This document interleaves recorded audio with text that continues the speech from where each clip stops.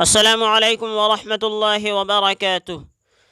حضرت عبداللہ بن عمرو بن عاص رضی اللہ تعالی عنہ فرماتے ہیں کہ ایک مرتبہ ہم حضور اکرم صلی اللہ علیہ وسلم کی خدمت میں مسجد نبوی میں بیٹھے ہوئے تھے۔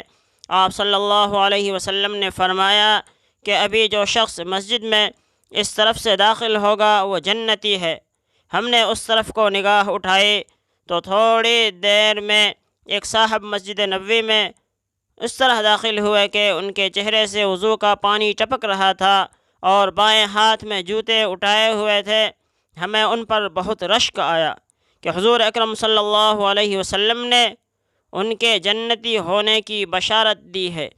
حضرت عبداللہ بن عمرو بن عاص رضی اللہ تعالی عنہ فرماتے ہیں کہ جب مجلس ختم ہو گئی تو میرے دل میں خیال آیا کہ میں ان کو قریب سے دیکھوں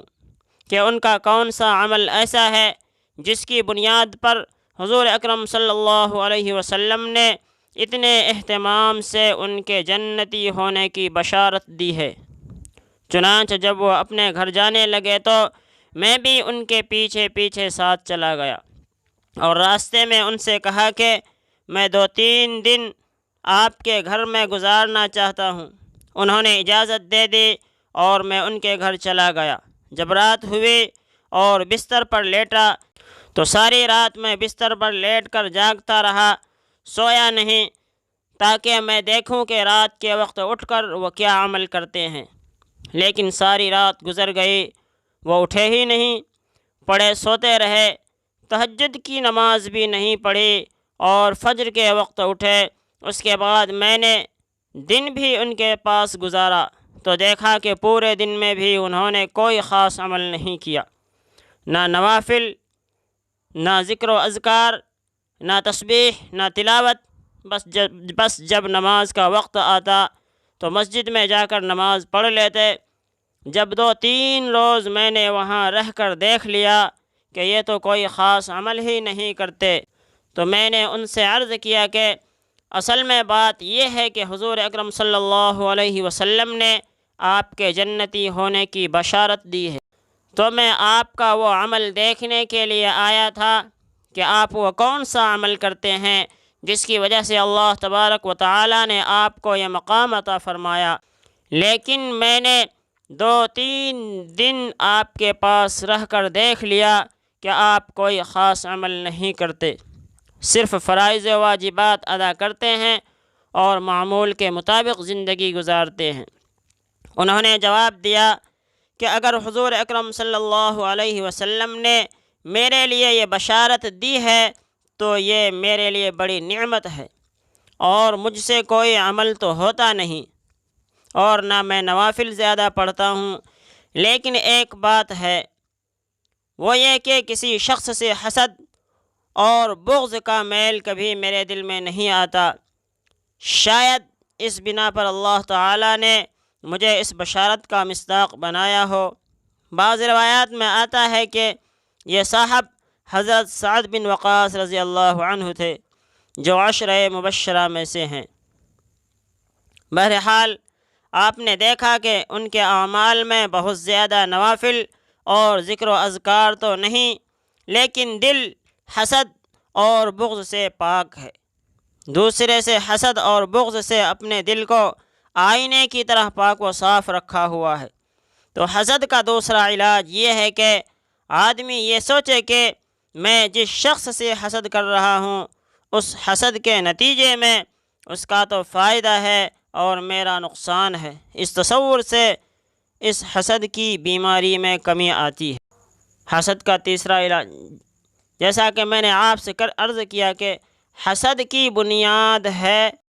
جب دنیا اور جاہ، یعنی دنیا کی محبت اور جاہ کی محبت، جاہ کہتے ہیں مرتبے کو، اور جاہ کی محبت۔ اس لیے اس حسد کا تیسرا علاج یہ ہے کہ آدمی اپنے دل سے دنیا اور جاہ کی محبت نکالنے کی فکر کرے، اس لیے کہ تمام بیماریوں کی جڑ دنیا کی محبت ہے، اور اس دنیا کی محبت کو دل سے نکالنے کا طریقہ یہ ہے کہ آدمی یہ سوچے کہ یہ دنیا کتنے دن کی ہے، کسی بھی وقت آنکھ بند ہو جائے گی، انسان کے لیے نجات کا کوئی راستہ نہیں ہوگا۔ دنیا کی لذتیں اور دنیا کی نعمتیں، اس کی دولتیں، اس کی شہرت، اس کی عزت، اس کی ناپائیداری پر انسان غور کرے اور یہ سوچے کہ کسی بھی وقت آنکھ بند ہو جائے گی تو سارا قصہ ختم ہو جائے گا، اس کے بعد پھر انسان کے لیے نجات کا کوئی راستہ نہیں ہوگا۔ بہرحال یہ تین چیزیں ہیں جن کو سوچنے سے اور استحضار کرنے سے اس بیماری میں کمی آتی ہے۔ حسد کی دو قسمیں ہیں۔ ایک بات اور سمجھ لیں، اس کا سمجھنا بھی بہت ضروری ہے، وہ یہ ہے کہ حسد کی برائیاں سننے کے بعد بعض اوقات دل میں یہ خیال آتا ہے کہ یہ بیماری تو ایسی ہے جو بعض اوقات غیر اختیاری طور پر پیدا ہو جاتی ہے، خاص طور پر اپنے ہم جولیوں اور اپنے ہم عمروں میں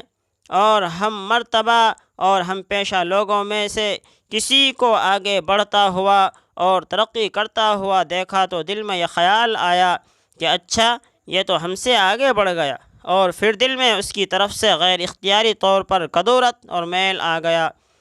اب نہ تو اس کا قصد کیا تھا اور نہ ارادہ کیا تھا اور نہ اپنے اختیار سے یہ خیال دل میں لائے تھے،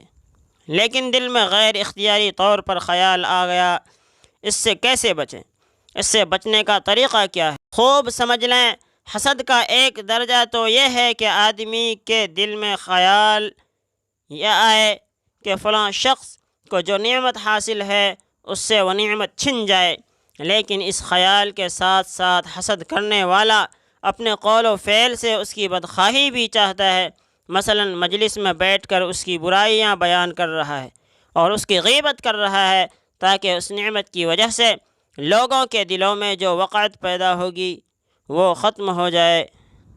یا اس کی کوشش کر رہا ہے کہ اس سے وہ نعمت چھن جائے، تو یہ حسد بالکل حرام ہے، اس کے حرام ہونے میں کوئی شبہ نہیں۔ لیکن بعض اوقات یہ ہوتا ہے کہ دوسرے کو نعمت حاصل ہونے کی وجہ سے اس کا دل دکھا اور یہ خیال آیا کہ اس کو یہ نعمت کیوں ملی، لیکن وہ شخص اپنے قول سے یا اپنے فعل سے، اپنے انداز اور ادا سے اس حسد کو دوسرے پر ظاہر نہیں کرتا، نہ اس کی برائی کرتا، نہ اس کی غیبت کرتا، نہ اس کی بدخواہی کرتا ہے، اور نہ اس بات کی کوشش کرتا ہے کہ اس سے یہ نعمت چھن جائے۔ بس دل میں ایک دکھ اور کڑھن ہے کہ اس کو یہ نعمت کیوں ملی۔ حقیقت میں تو یہ بھی حسد ہے اور گناہ ہے، لیکن اس کا علاج آسان ہے اور ذرا سی توجہ سے اس گناہ سے بچ سکتا ہے۔ فوراً استغفار کرے۔ اس کا علاج یہ ہے کہ جب دل میں یہ کڑھن اور جلن پیدا ہو تو ساتھ ہی دل میں اس بات کا تصور کرے کہ یہ حسد کتنی بری چیز ہے اور میرے دل میں یہ جو کڑھن پیدا ہو رہی ہے یہ بہت بری بات ہے، اور جب اس قسم کا خیال دل میں پیدا ہو تو فوراً استغفار کرے اور یہ سوچے کہ مجھے نفس اور شیطان بہکا رہا ہے، یہ میرے لیے عیب کی بات ہے، لہٰذا جب حسد کے خیال کے ساتھ ساتھ اس حسد کی برائی بھی دل میں آیا تو اس حسد کا گناہ ختم ہو جائے گا انشاءاللہ۔